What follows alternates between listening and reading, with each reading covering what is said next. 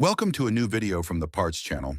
Well, I am going to make a short video, but that I find very interesting, answering a question that you have left me. Let's see if when the oil water cooler is damaged, the oil to the expansion vessel, the coolant would also reach the oil.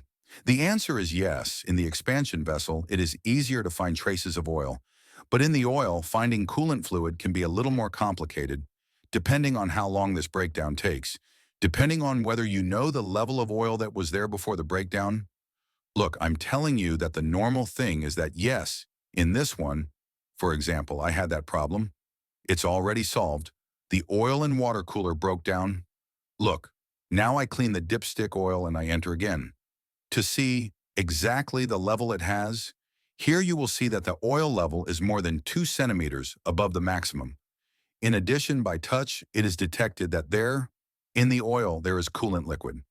As I say, this engine had that problem with the cooler, a crack inside the cooler. It was changed, the entire system was cleaned, and the problem was solved. Look now. In the expansion vessel, you can see from the outside that it has oil. It is seen by the color. Look at how the plug is. There you see that it has the oil mixed with the coolant. Now I'm going to check that just like the plug has oil, inside the expansion vessel, you're going to see how it is.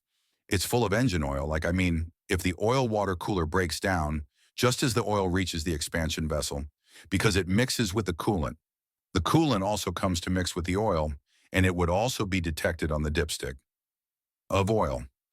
Well, here you have this short video. If it has been useful to you, then don't forget to give it a like and subscribe to the channel.